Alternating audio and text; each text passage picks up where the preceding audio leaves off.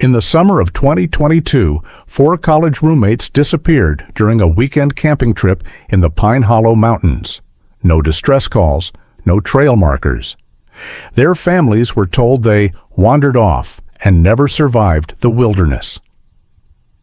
2 years later, hikers found their white SUV parked behind an abandoned house, engine cold, but fresh clothes hanging on a makeshift line like someone had just done laundry.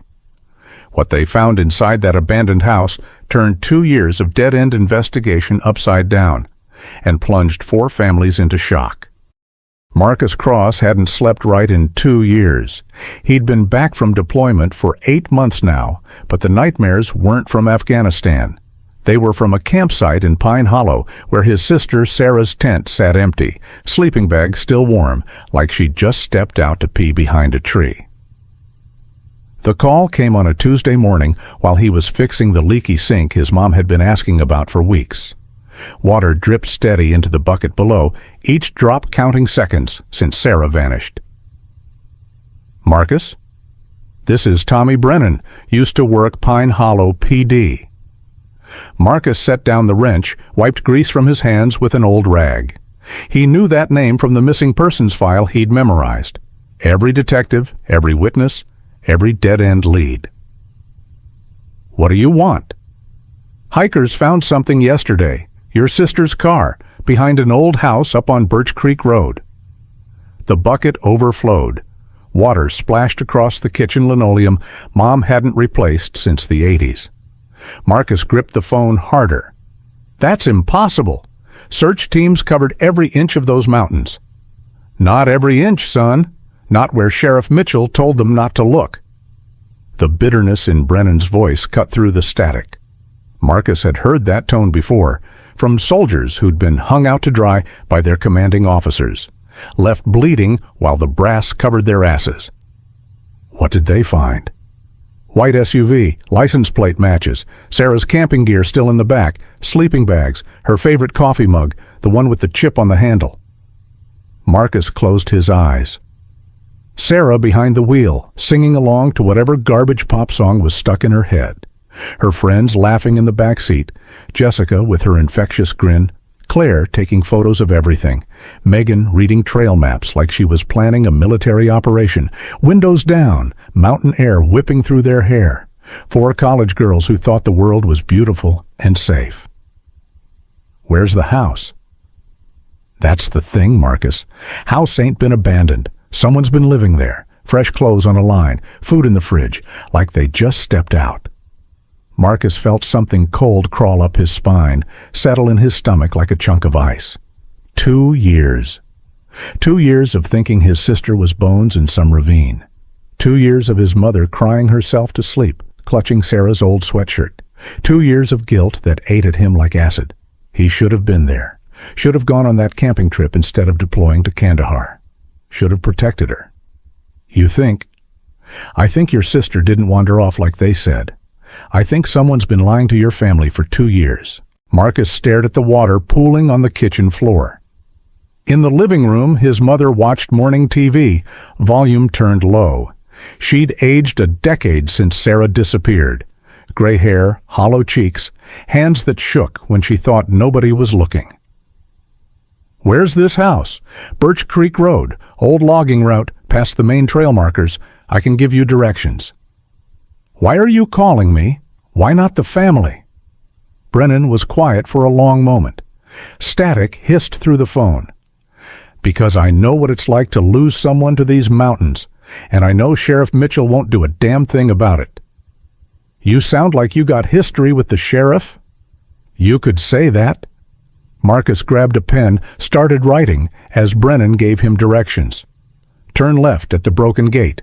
Follow the ruts for 3 miles. Look for the house with the green roof. Brennan? Yeah? Thank you. Don't thank me yet, son. What you find up there, it might not be what you want to hear. The line went dead. Marcus stared at the directions scrawled on the back of an electric bill. His mom's careful handwriting addressed the envelope, the same neat script that had filled out missing person reports, written letters to politicians, organized search parties. She'd never given up hope. even when the cops said Sarah was probably dead, even when the media moved on to other stories. Marcus folded the paper, shoved it in his pocket. In the living room, his mother looked up from her coffee. "Who was that, honey?" "Work stuff, Ma. I gotta run out for a while." She nodded, went back to her show. Some talk program where happy people discussed happy problems. Marcus grabbed his jacket, checked that his Glock was secure in its holster. Old habits from the war. Never leave the house unarmed. Outside, his truck sat in the driveway like a faithful dog. Beat-up Ford with 200,000 miles and an engine that ran on stubbornness. He climbed in, started the engine. The radio came on, classic rock station Sarah used to hate. "Turn that old man music off," she'd say, reaching for the dial. Marcus left it on. Somewhere in the Pine Hollow Mountains, his sister's car was parked behind a house that wasn't supposed to be occupied. And someone had been living there for 2 years. The drive to Pine Hollow would take 90 minutes on mountain roads that twisted like broken promises. Marcus had time to think, time to prepare for whatever he was going to find. Time to remember the last thing Sarah ever said to him. "Try not to get shot over there, okay? I need my big brother to come home safe." He'd promised her he would. Now it was time to return the favor. Kevin Reed's workshop sat in a clearing 5 miles down the mountain, surrounded by forest thick enough to muffle screams. Marcus approached on foot through the trees, night vision revealing the compound's layout like a military target assessment. Main workshop building with bay doors and industrial lighting. Storage sheds scattered around the property. A buried shipping container that made his skin crawl when he realized what it probably contained. Reed's truck was parked out front, engine still ticking from recent use. Exhaust steam rose from the tailpipe in the cold mountain air. Marcus found him in the workshop, frantically loading files into a metal case under harsh fluorescent lights. 50-something, graying beard, calloused hands, the kind of weathered face people trusted instinctively. The kind that helped lost hikers find their way. Right into hell. "Going somewhere, Kevin?" Reed spun around, hands staying visible in the universal gesture of someone who knew they were caught. His eyes were sharp, calculating, already working angles for survival. "Cross." Reed's voice was steady, despite the rifle pointed at his chest. "I was hoping we could talk like civilized men." "About what? How you've been feeding college kids to rich psychopaths for entertainment?" "It's not that simple. Nothing ever is." Marcus kept his rifle trained on Reed's center mass, finger on the trigger, safety off. "Explain it to me." "Started small, one client, one girl who wouldn't be missed. Run away from Seattle, no family, no friends asking questions." Reed's voice was conversational, like he was discussing the weather or local fishing conditions. "Money was too good to ignore. 50,000 for one weekend. More than I made in a year doing honest work." "So you decided to become a professional kidnapper." Clients wanted more. Different types. Network grew organically. Supply and demand. Basic economics. Marcus felt bile rise in his throat. "My sister wasn't a runaway. Number Sarah and her friends were premium package. College girls from good families, clean backgrounds, photogenic. Clients pay extra for that kind of quality." The casual way Reed discussed his sister like merchandise, cataloging her value like livestock at auction, made Marcus want to put a bullet through his skull. "How much?" 50,000 each for the initial acquisition, then ongoing fees for maintenance, streaming revenue, special requests. Your sister generated over $500,000 in her 2 years with us. Streaming revenue. Reed nodded toward a computer setup in the corner, multiple monitors, professional cameras, server racks that hummed with electronic cooling fans. Dark web pays per viewer for live content. Popular performers pull 6 figures annually. Interactive features cost extra. Marcus felt sick. Interactive features. Clients can type commands, watch the subjects follow instructions in real time. Some prefer the hunting packages. Turn them loose in the woods, track them down like game animals. And you filmed it all. Business model required documentation. Clients want proof of value, highlights for future marketing, evidence of premium service delivery. The clinical way Reed described his sister's torture, reduced to business metrics and customer satisfaction surveys, snapped something inside Marcus. He slammed the rifle butt into Reed's face. The man crashed into his workbench, tools scattering across concrete floor. The safe. Now. Reed wiped blood from his nose, led Marcus to a hidden panel behind the tool cabinet. His hand shook as he worked the combination, 7419, just like he'd promised over the radio. Inside, external hard drives, printed client lists, financial ledgers, photographic evidence organized in neat folders. "Everything's there," Reed gasped, holding his broken nose. "Names, addresses, payment records, video files, burn it all down." Marcus grabbed the drives and documents, stuffed them in his tactical pack. Enough evidence to destroy the entire network, put dozens of rich predators in federal prison. One more question. My friend Brennan's daughter, Bethany, what happened to her? Reed's eyes went dark with something that might have been regret. Lasted 3 days in the advanced hunting package. Clients loved her fighting spirit, paid bonuses for extended chase sequences. Marcus shot him in the knee. Reed screamed, collapsed against the workbench, blood spreading across the concrete floor. Where's her body? Ridge behind the main compound, unmarked grave with the others. Maybe 20, 30 bodies total.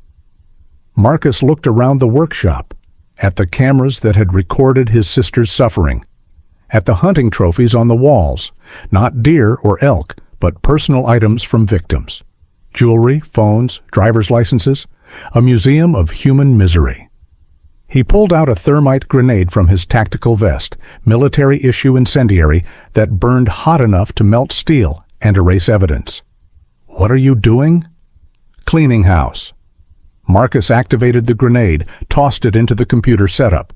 White-hot magnesium fire consumed the servers, the monitors, the digital infrastructure of years of systematic horror. Reed tried to crawl away from the spreading flames. Marcus grabbed him by the collar, zip-tied his hands behind his back. The families deserved to know what happened to their daughters. He dragged Reed outside as the workshop burned, flames reaching toward the night sky like fingers of purification. 20 minutes later, state police sirens wailed up the mountain road. Then FBI tactical vehicles. Then media vans with satellite dishes extending like mechanical flowers. Marcus sat in the back of an ambulance, watching federal agents arrest what remained of the network. Sheriff Mitchell in handcuffs, Reed on a stretcher headed for federal custody, and a life sentence without parole. Sarah found him there, wrapped in a hospital blanket, looking fragile but alive. Her friends stayed close, Jessica, Claire, Megan, supporting each other like they had for 2 years. "You okay?" Sarah asked, sitting beside him on the ambulance bumper. Marcus looked at his sister.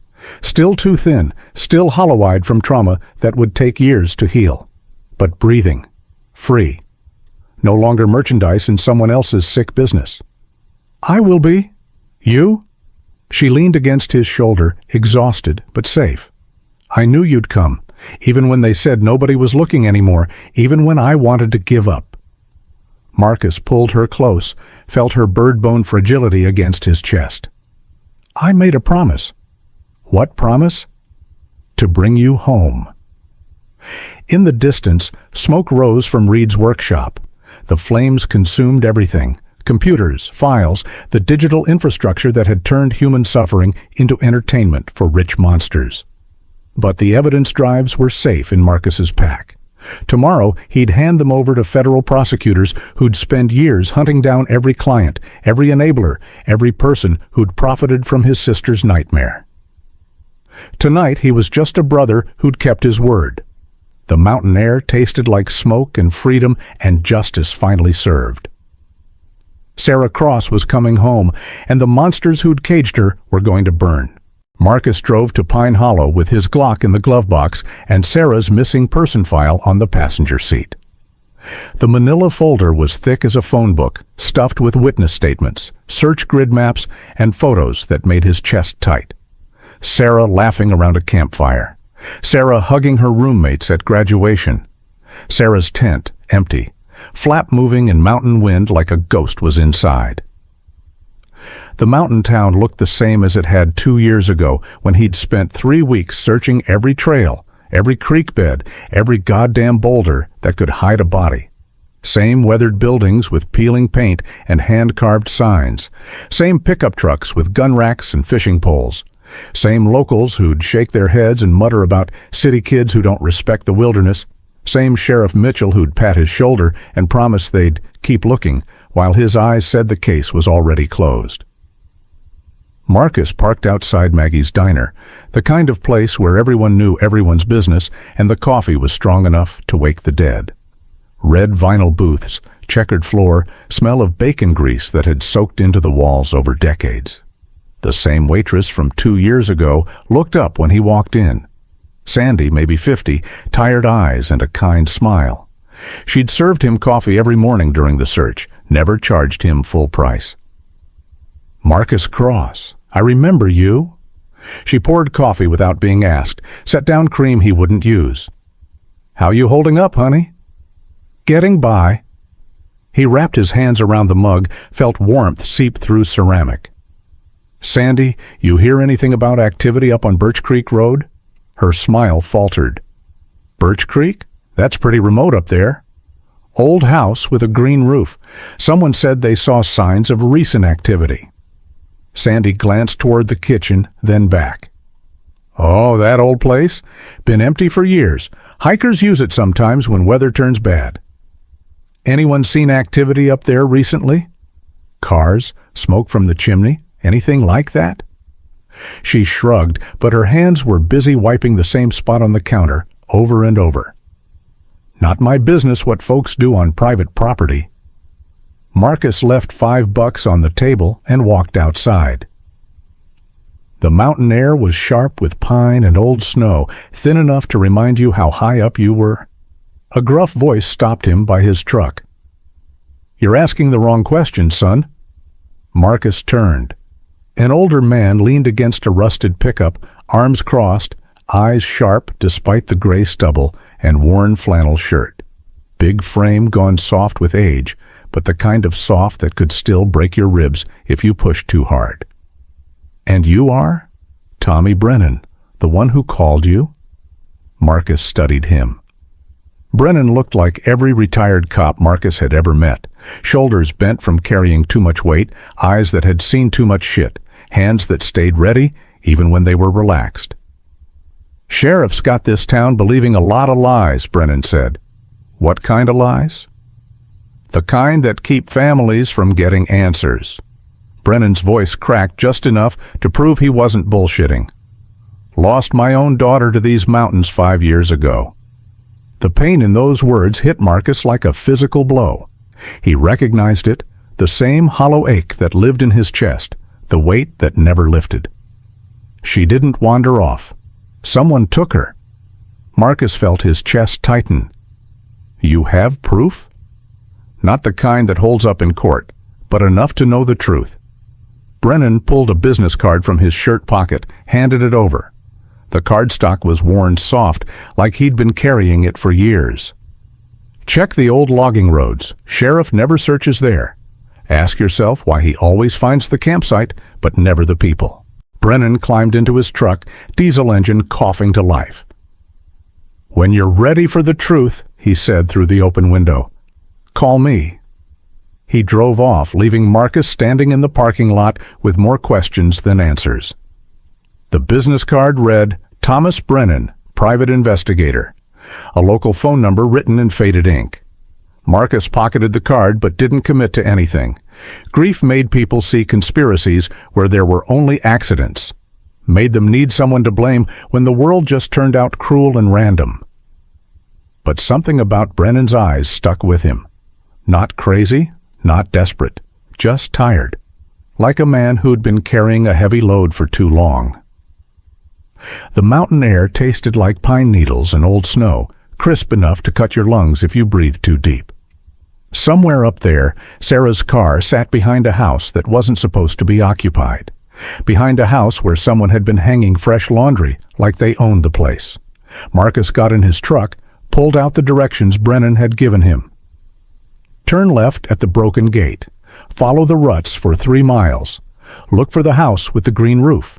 The engine turned over rough, settled into the steady rumble that had carried him through 2 deployments and 1,000 miles of highway therapy after he came home. He'd driven these roads before, during the search. But always on the main trails, always where Sheriff Mitchell's teams had told him to look. Never on the old logging roads, never where the sheriff said there was nothing to find. Marcus pulled onto Highway 9, headed toward the mountains that had swallowed his sister without a trace. The radio played classic rock, the same station Sarah used to complain about. "Turn that old man music off," she'd say, reaching for the dial with paint-stained fingers from whatever art project she was working on. Marcus left it on. Let her voice echo in his head. Let the memory keep him company on the long drive into country that held secrets in its shadows. Behind him, Pine Hollow shrank in the rearview mirror, a town full of people who'd shaken their heads and offered sympathy and gone back to their lives. A town where the sheriff always found the campsite, but never the people. Marcus pressed the accelerator and headed for the truth. The logging road to Birch Creek twisted through pine forest so thick the afternoon sun barely touched the ground.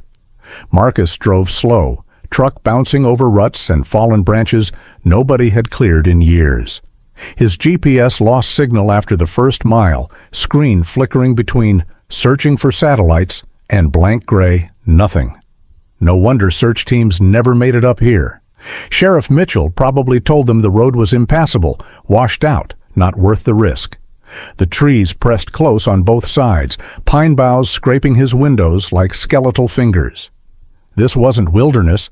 This was something older, darker. The kind of place where things happened and nobody heard the screams.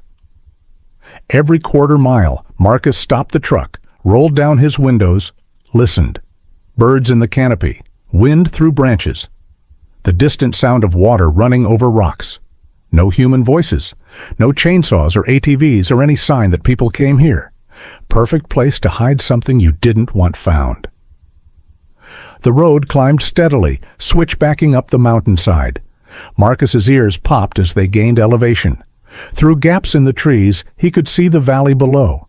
Pine Hollow spread out like a postcard. Peaceful, innocent, a town where nothing bad ever happened.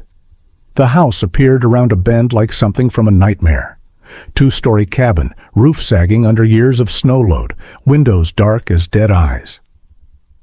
But the yard was clean. No fallen branches cluttering the porch.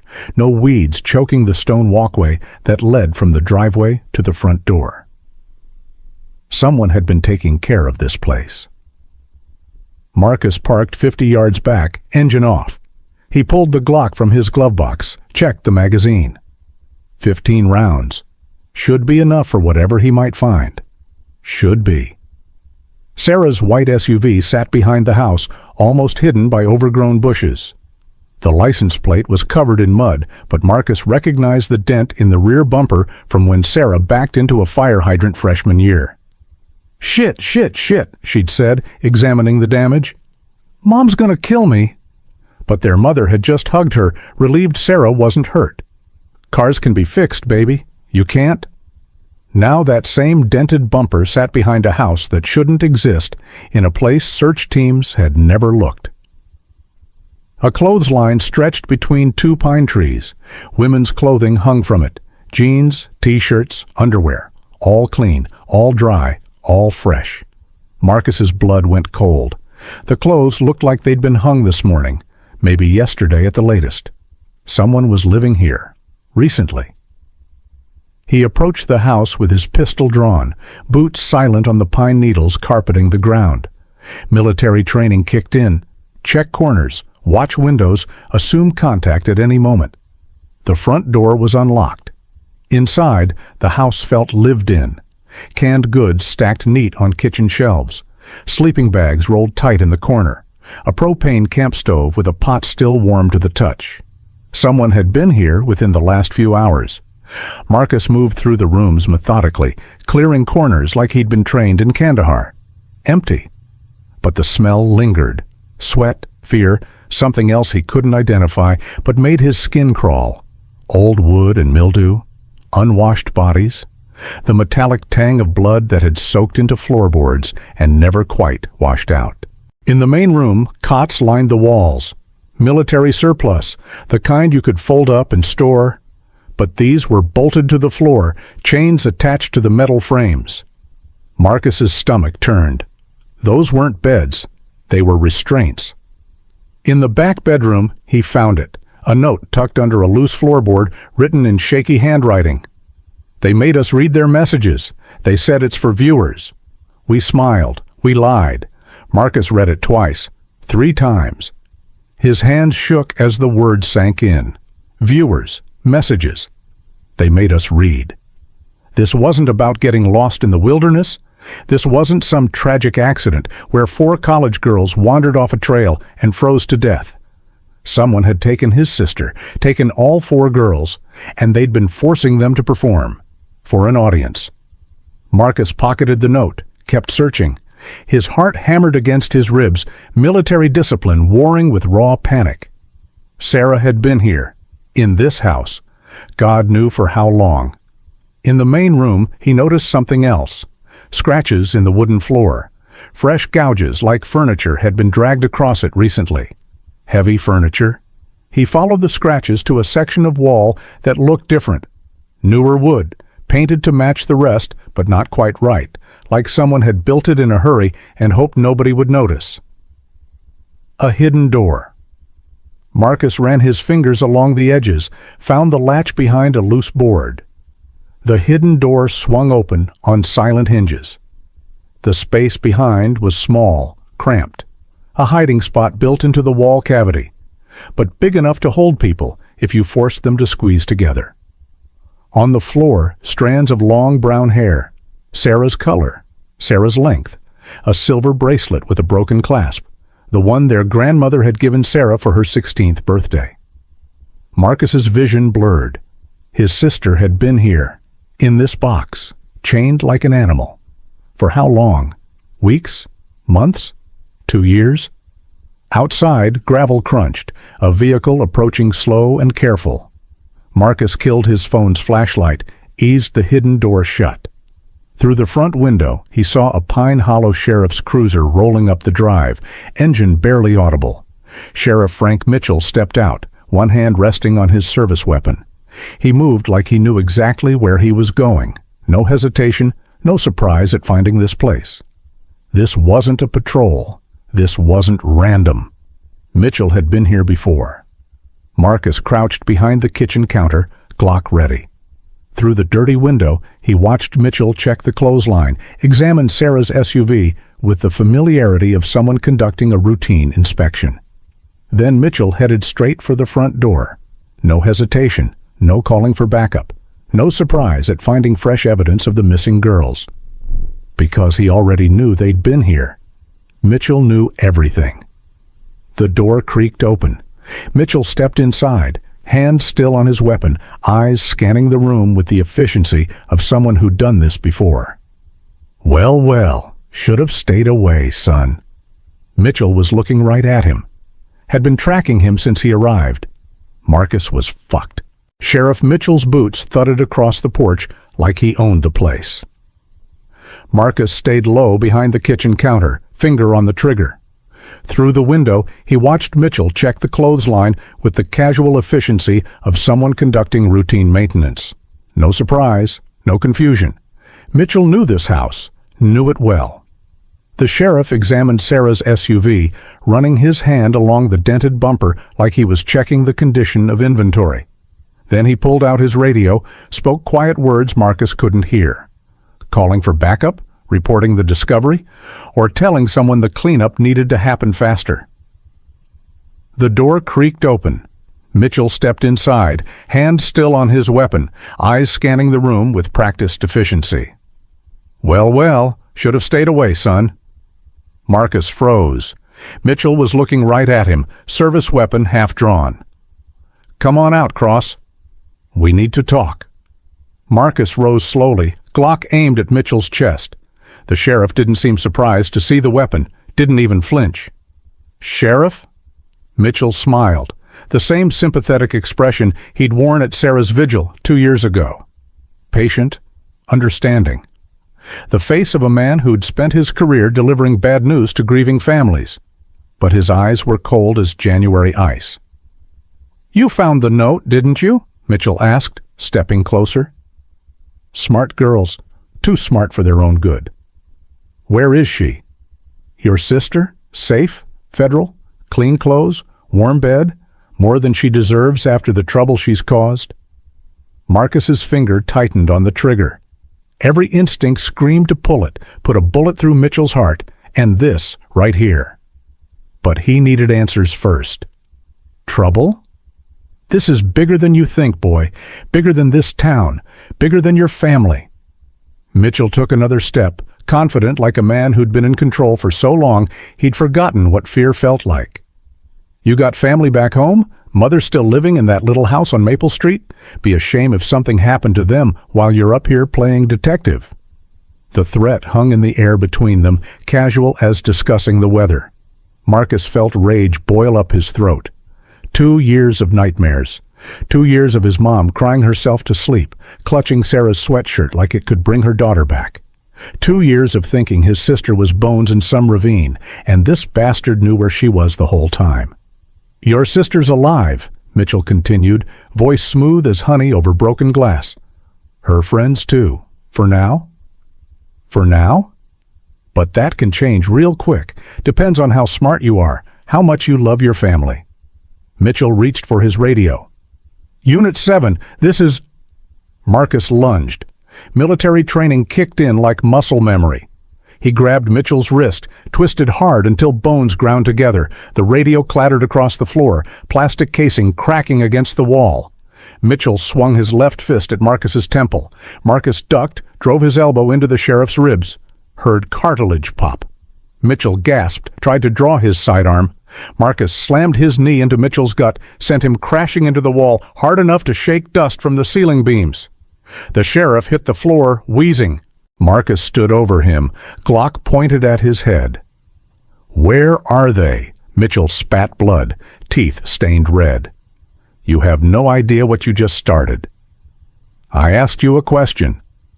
"Mountain facility, Pine Ridge Road, compound about 15 miles north of here." Mitchell's voice was thick with pain, but his eyes still held defiance. "But you'll never make it. My boys will cut you down before you get within a mile." Marcus ripped Mitchell's radio from his belt, his service weapon from its holster. Standard issue Glock 22, fully loaded.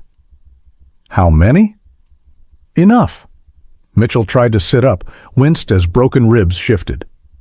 "Walk away, Cross. Take your family and disappear. Move to another state. Change your names. That's the only way they stay breathing." Marcus looked down at the man who'd lied to his face for 2 years, who'd shaken his hand at Sarah's vigil while knowing exactly where she was, who'd hugged his mother and promised to never stop looking. He wanted to pull the trigger. End it right here. Watch Mitchell's blood soak into the same floorboards where his sister had been held captive. But Sarah needed him alive to find her. Her friends needed him functional, not consumed by rage.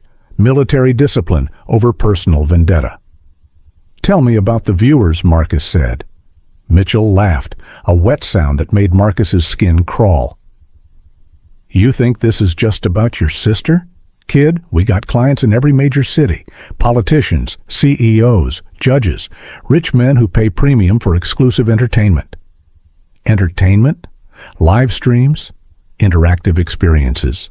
They can type instructions, watch the girls follow commands.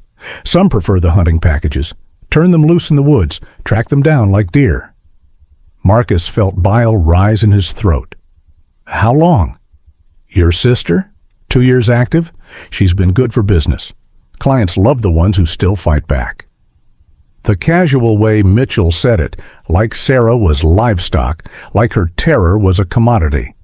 snapped something inside Marcus. He pressed the Glock's muzzle against Mitchell's forehead. "Give me one reason not to paint this wall with your brains." "Because you need me alive." Mitchell's voice was steady despite the gun pointed at his skull. "Network's bigger than Pine Hollow.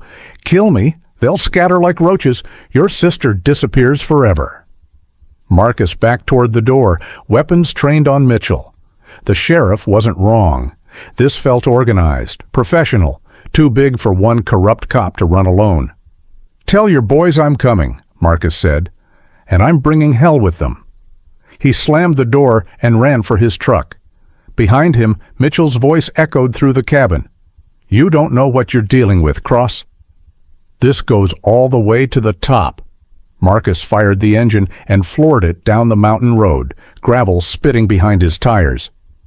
Mitchell's radio crackled to life in his passenger seat.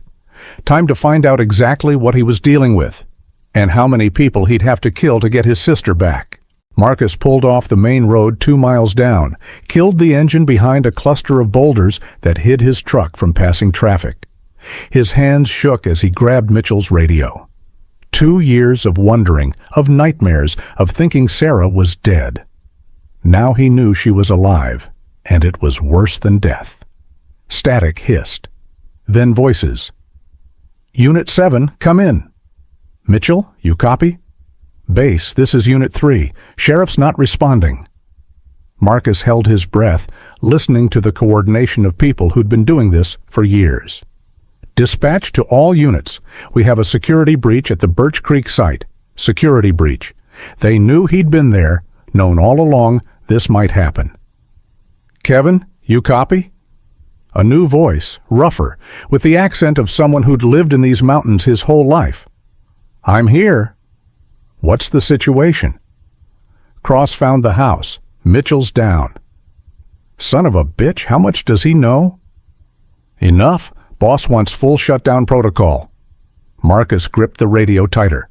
Shutdown protocol, military terminology. These weren't local yokels playing games. "All packages need immediate transport," the dispatcher continued.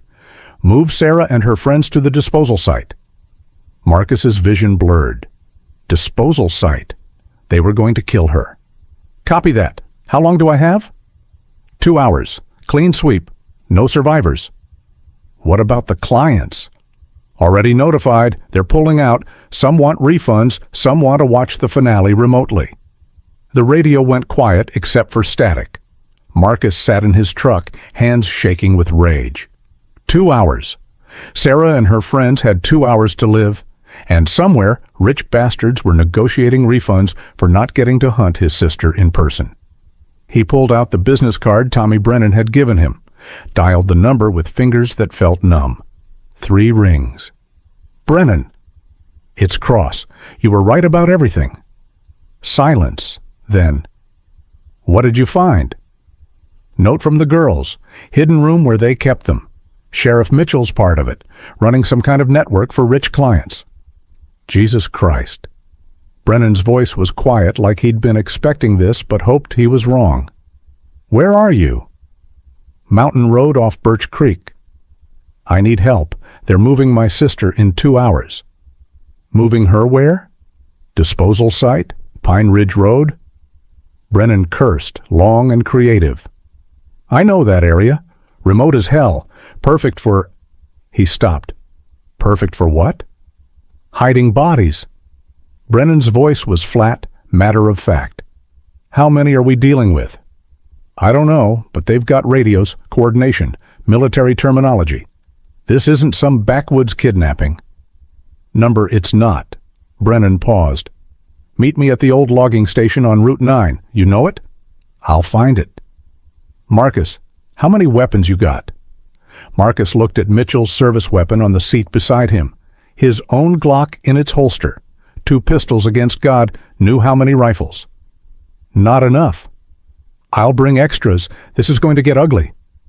"Brennan?" "Yeah?" "Why are you helping me?" "Really?" Long pause. Marcus could hear traffic in the background, the sound of Brennan moving fast.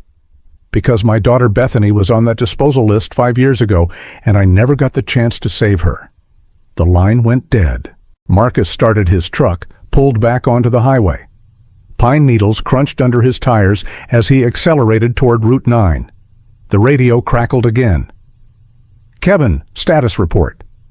Loading packages now, 3 secured, looking for the 4th. Marcus's blood froze. 3 secured, 1 missing. "Find her. Boss wants them all gone before midnight." "Copy. Subject 4 was always the runner. She's probably holed up somewhere in the compound." Subject 4. Sarah, still fighting after 2 years of hell. Marcus pressed the accelerator harder. The truck's engine roared as he took the mountain curves faster than safety allowed. Somewhere up in these mountains, his sister was running for her life, and he was the only one who could save her. The radio squawked again. "All units, be advised. Cross is armed and dangerous. Former military. Approach with extreme caution." "How dangerous we talking?" "Afghanistan veteran. 2 tours. Specialist in close quarters combat." "Shit." "Yeah, so don't fuck around. You see him, you put him down. No warnings, no arrests. Kill him." Marcus smiled grimly. Let them come. He'd been killing Taliban in caves for 2 years. A few corrupt cops and their rich clients would be target practice. The old logging station appeared ahead, a weathered building beside the highway with broken windows and a roof that had seen better decades. Tommy Brennan's pickup was already there. Time to go to war. The old logging station squatted beside Route 9 like a monument to dead industry. Marcus pulled up beside Tommy Brennan's rusted pickup truck. The older man climbed out, carrying a duffel bag that clinked with metal when he set it down. "You look like hell," Brennan said, studying Marcus's face in the fading light. "Feel worse." Marcus showed him Mitchell's radio. "They're moving fast, something about packages and a boss who wants everyone dead by midnight." Brennan unzipped the duffel bag. Inside, 2 rifles, boxes of ammunition, tactical vests that looked military surplus, night vision goggles still in their cases. "You came prepared." "Been ready for this fight for 5 years." Brennan handed Marcus a rifle, Remington 700 with a high-powered scope. "Good to 800 yards if you know what you're doing." Marcus checked the action, tested the scope's adjustment. Military muscle memory kicked in. Weight distribution, sight picture, breathing control, like riding a bicycle made of death. "How many we looking at?" "Hard to say. Kevin's the handyman. He's their logistics guy. Does maintenance around the trailheads, helps lost hikers, earns everyone's trust." Brennan's voice turned bitter. "Probably 3, 4 others for security, maybe more if they called in backup." "You know this Kevin?" Brennan's face darkened like storm clouds gathering over mountains. "Kevin Reed, helpful son of a bitch, always first to volunteer for search parties, always knew exactly where not to look." The radio crackled. "Package 4 located. Beginning transport." Marcus grabbed it. "That's Sarah. They found her. Pine Ridge facility is 15 miles north. Old mining operation, lots of buildings scattered across the valley. Perfect place to hide operations like this." Brennan pulled out a hand-drawn map, spread it across his truck's hood.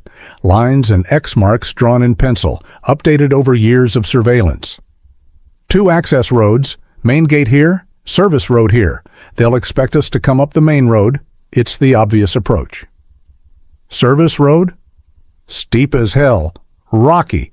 Tears up your transmission if you're not careful, but it comes out behind the main compound, gives you elevation advantage. Marcus studied the map. Classic military tactics. Pin the enemy between 2 forces.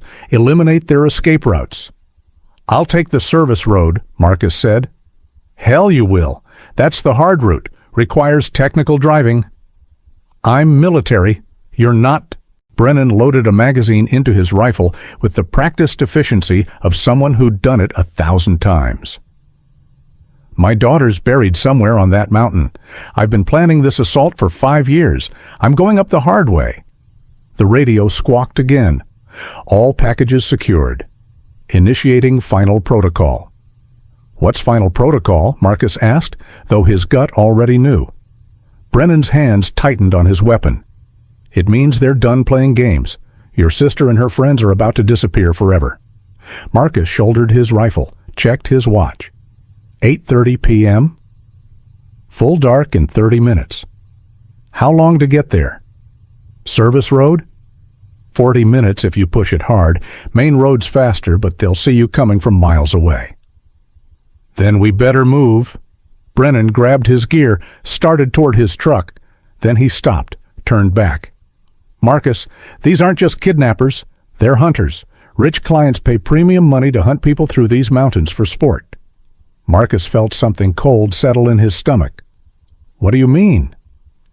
Your sister's been their prize game for 2 years. They keep the pretty ones alive longer. Let clients bid on hunting experiences. Some want quick kills, some want extended chases. Some want ... He trailed off. Want what? Interactive experiences, live streams where they can give commands, watch the girls perform on camera. Marcus's vision went red. 2 years. 2 years of his sister being hunted like an animal, forced to perform for the entertainment of rich psychopaths. How do you know all this? Because I've been investigating them since my daughter disappeared. Bethany was 19, art student, sweet kid who wouldn't hurt a fly. Brennan's voice cracked. They hunted her for 3 days before she died from exhaustion. You saw proof? Found video files on a laptop I liberated from one of their associates. Bethany running through the woods, terror in her eyes, while some bastard in expensive hunting gear tracked her like a deer. Marcus looked at the map, at the mountain facility where Sarah was counting down her final hours. Then let's go hunting. They climbed into their trucks, engines rumbling to life. Brennan's headlights cut through the gathering darkness as he pulled onto the highway. Marcus followed, Mitchell's radio crackling with updates. Transport complete. All subjects secured in Building 7. Cleanup crew en route. ETA 20 minutes. Roger. Beginning final preparations. Somewhere ahead, Sarah was locked in a building with a number instead of a name, waiting to die for the entertainment of monsters. But she wasn't alone anymore. Her brother was coming, and he was bringing war with him. The mountain air tasted like pine and old snow and the promise of violence. Marcus pressed the accelerator and headed for the darkness. The service road twisted up the mountain like a broken spine designed by someone who hated vehicles. Marcus drove without headlights, following tire tracks in the moonlight that filtered through pine canopy. His truck bounced over rocks and fallen logs that would have stopped a normal vehicle, suspension groaning with each impact. Military training had taught him to drive through worse terrain under enemy fire. This was just mountain roads with the promise of violence at the end. The radio in his passenger seat stayed busy with professional chatter. Perimeter secure, no movement on main access road. Package transport complete, all 4 subjects secured in Building 7. Clients arriving in 20 minutes. You ready for the finale? Clients. Marcus's jaw clenched hard enough to crack teeth. Rich bastards coming to watch his sister die like it was dinner theater. The road leveled out near the ridge, trees thinning to reveal the valley below. Through gaps in the canopy, Marcus could see lights from the mining compound spread across the cleared ground like a constellation of evil. Professional setup. Well funded. This wasn't some backwoods operation run by local psychopaths. Marcus parked behind a cluster of boulders that hid his truck from casual observation, grabbed his gear. The rifle felt solid in his hands, scope properly zeroed, magazines loaded with enough ammunition to start a small war. The facility sprawled across the valley floor like a military base. Main building in the center, smaller structures scattered around like satellites. Floodlights on poles creating pools of harsh white light. 2 guards walking patrol routes with the disciplined efficiency of professional security. Marcus glassed the compound through his rifle scope, counting targets, noting defensive positions. Building 7 sat on the far side, separated from the others by maybe 200 yards. Single guard posted outside, rifle slung casual but ready. That's where they were keeping Sarah. His radio crackled. "Brennan, you in position?" Marcus keyed the mic. "Copy. Eyes on target building, counting 6 hostiles, possibly more inside structures." "I'm set up on the main road. Give me 5 minutes to get their attention." "What's the play?" "I'm going to light up their front gate like the 4th of July. When they come running to investigate, you move on Building 7. "Roger that." Marcus checked his rifle again, counted ammunition. 4 magazines, 120 rounds total. Should be enough for whatever he might find. Better be enough. Through the scope, he watched vehicles arriving at the main gate. Expensive cars, black SUVs with tinted windows that screamed money and power. The clients, coming to watch 4 college girls get murdered for entertainment. Marcus's finger found the trigger, imagined putting bullets through those windshields. But that would blow the element of surprise, get Sarah killed before he could reach her. Military discipline over personal vendetta. "Brennan, we've got company arriving. Looks like the audience is here." "I see them. Rich pricks in their fancy cars, coming to watch the show." "How long until—" An explosion lit up the main gate like a miniature sun. Brennan's truck had rammed through the entrance, guns blazing, muzzle flashes strobing in the darkness. Sirens wailed across the compound. Floodlights swept the main road, searching for threats. Guards ran toward the disturbance, shouting into radios, leaving their posts to respond to the attack. Marcus moved. He sprinted down the slope, using shadows between buildings for cover, rifle ready for contact. The guard at Building 7 was looking toward the chaos, weapon pointed at the wrong direction, attention focused on the light show at the main gate. Marcus came up behind him, silent as death. The guard turned just as Marcus drove his combat knife between the man's ribs, angling up toward the heart. They went down together, blood pooling warm in the pine needles. Marcus grabbed the guard's keys, his radio, dragged the body behind the building, where it wouldn't be found immediately. "Building 7 secure," he whispered into his own radio. "Copy. I'm pinned down but keeping them busy. Move fast." Marcus unlocked the building door, stepped inside. Concrete walls, fluorescent lights humming overhead, the smell of fear and old blood that had soaked into everything, and 4 metal cages lined up against the far wall like something from a nightmare. Sarah sat in the far cage, alive but hollow-eyed, thin as a scarecrow. Her hair was longer than he remembered, tangled and unwashed, but her eyes still held defiance after 2 years of hell. "Marcus?" Her voice was barely a whisper, like she was afraid speaking too loud might make him disappear. "I'm here, Sarah. I'm getting you out." He fumbled with the keys, hands shaking with rage and relief. The cage door swung open. Sarah collapsed into his arms, all skin and bones, trembling like a broken bird. "The others," she whispered against his shoulder. "Jessica, Claire, Megan. Save them too." Marcus looked at the other cages.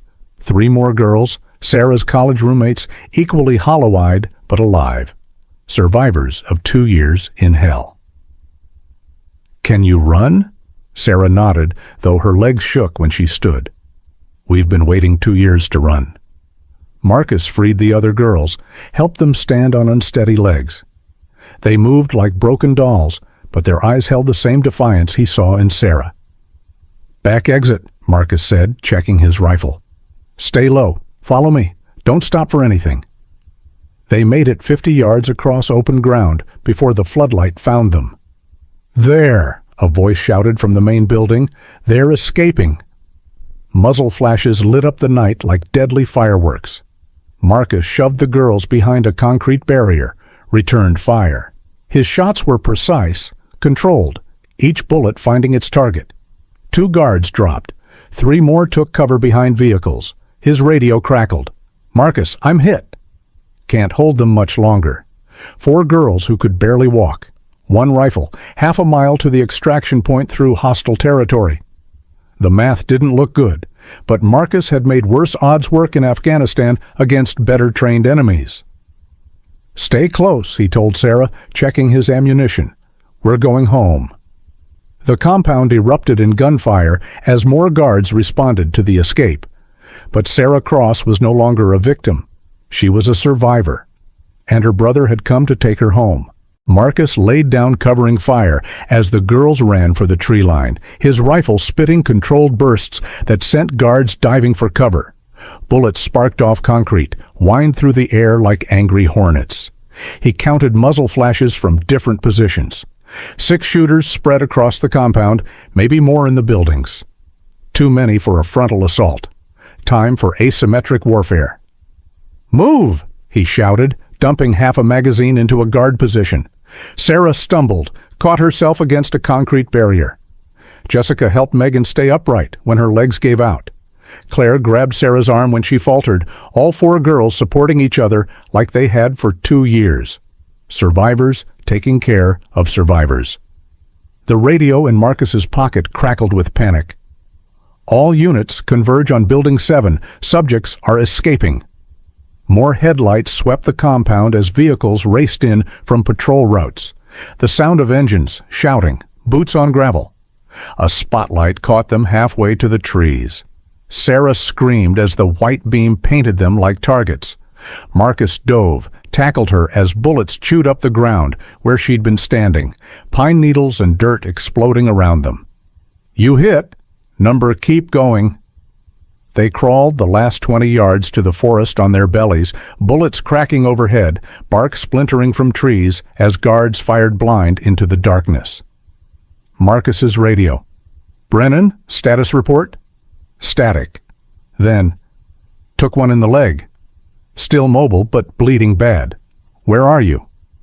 "Got the girls. Moving to extraction point." "I'll meet you there. Can't hold this position much longer." Marcus helped Sarah to her feet in the cover of the trees. The 4 girls looked at him with hollow eyes that had seen too much, but underneath the trauma was something harder. They'd survived 2 years of hell. They weren't breaking now. "How far?" Sarah asked, voice steadier than her legs. "Quarter mile through the forest. Can you make it?" "We made it 2 years. We can make another quarter mile." They moved through the forest like ghosts, Marcus taking point with his rifle ready. Behind him, the girls helped each other over fallen logs, through thick brush, stepping careful to avoid snapping twigs. No talking, no complaints. Just the sound of breathing and boots on pine needles. These weren't victims anymore. They were soldiers in their own war for survival. A twig snapped to their left, maybe 50 yards away. Marcus held up his fist. Everyone froze, listening. Through the trees, a figure moved parallel to their path, hunting them. Professional movement, disciplined spacing, someone who knew how to track prey through wilderness. Marcus gestured for the girls to stay put, melted into the shadows like a predator. The hunter carried an expensive rifle with thermal scope, wore night vision goggles that cost more than most people made in a month. Rich client, probably paid extra to participate in the finale. The kind of sick bastard who thought money could buy him the right to hunt college girls for sport. Marcus came up behind him like death itself. The client never heard him coming, never felt the knife slide between his ribs, angling up to puncture his heart. He dropped without a sound, expensive gear scattered across the forest floor. Marcus dragged the body into thick brush, took his thermal scope and night vision gear. Now he could see in the dark better than his enemies. "Clear," he whispered, returning to the girls. They reached the extraction point as Brennan's truck came crawling up the service road. One headlight shot out, steam rising from the radiator. The windshield was spiderwebbed with bullet holes. Brennan climbed out, blood soaking his left leg below the knee, rifle in his hands despite the wound. "Jesus," he said, looking at the 4 girls. "You found them. You actually found them." "All 4, Marcus said, helping Sarah into the truck bed. "But we're not clear yet." Vehicle engines roared from the compound below, headlights sweeping the mountainside like searchlights. The sound of radios, shouting, dogs barking, full-scale manhunt in progress. "They're coming," Brennan said, wincing as he put weight on his injured leg. Marcus looked at his sister, her friends. 2 years of captivity had left them thin, hollow-eyed, traumatized. But they were alive, and they were free. "Get them to safety," Marcus said, checking his rifle. "There's something I need to do." "Marcus, no."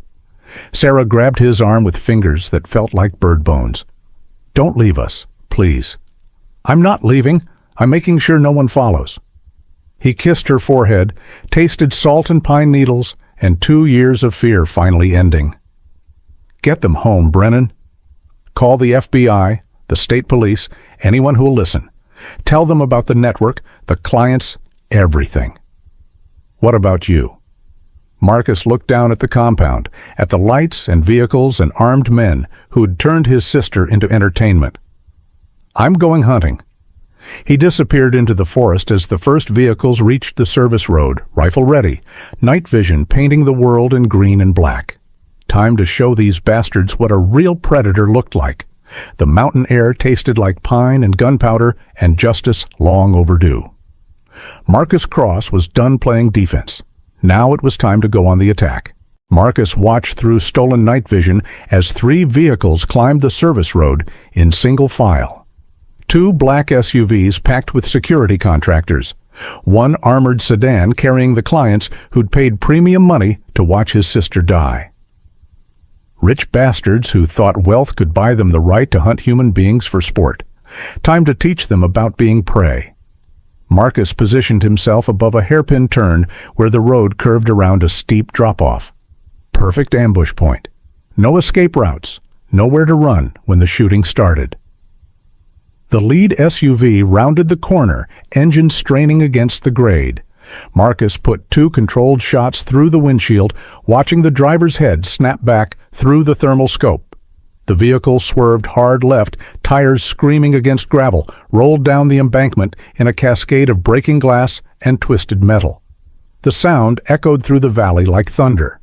The second SUV stopped hard, brake lights flaring red in the darkness. 4 men jumped out with military precision, rifles ready, spreading into tactical positions. "Contact! Contact! Shooter on the ridge!" Professional voices, professional movements. These weren't local cops or rent-a-cops. Someone had hired real security for tonight's entertainment. Marcus moved position, flanked left through the trees. Through the scope, he could see the sedan's passengers, middle-aged men in expensive outdoor gear, faces pale with terror they'd never experienced before. Not so fun when you're the ones being hunted. The security team spread out, trying to locate his position. Hand signals, covering fire, bounding overwatch.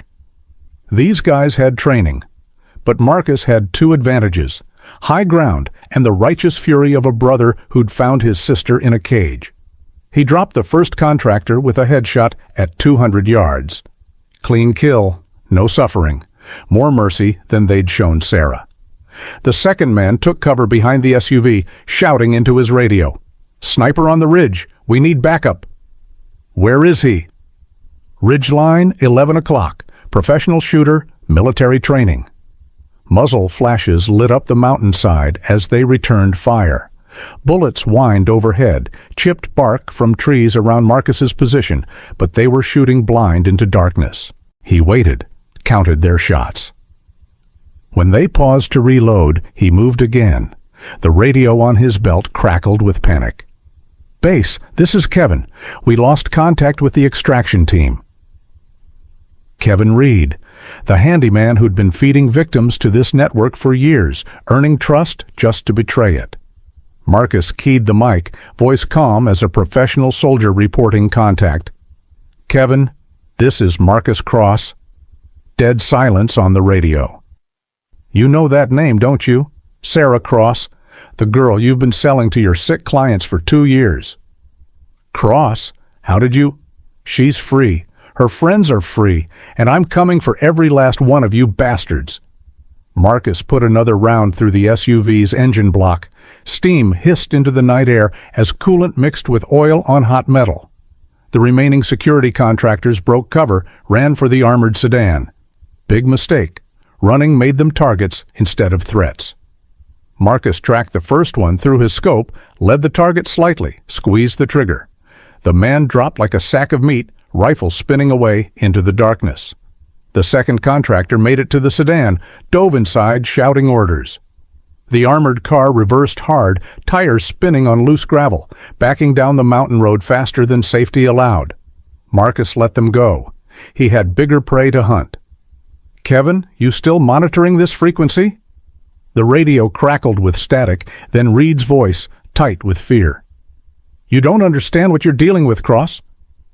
This network spans 3 states, clients in every major city. You kill me, someone else takes over. Then I'll kill them too. This goes all the way to the top. Politicians, judges, people with real power, they'll bury you and your family." Marcus started down the mountain, stepping over bodies, collecting ammunition from the dead. "Maybe, but you won't be around to see it." "Cross, wait. Your sister, what we did to her, I can make it right. I got information. Client lists, financial records, everything you need to burn the whole network down." Marcus stopped walking, considered the offer. Taking down the entire network would mean justice for more than just Sarah, for Brennan's daughter, for dozens of other victims. "Where?" "My workshop, hidden safe behind the tool cabinet. Combination is 7419.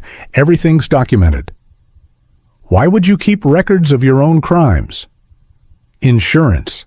These rich bastards, they don't like loose ends. I kept evidence to make sure they couldn't eliminate me." Smart. Criminals who survived long-term always kept insurance policies. "Kevin?" "Yeah?" "Thanks for the confession." Marcus switched off the radio, pocketed the evidence. The workshop was only 5 miles away, down winding mountain roads that would take him past the main compound. Time to finish what he'd started. Time to make sure no other families went through what his had endured. The night air was cold and sharp, tasting of pine and gunpowder, and justice finally served.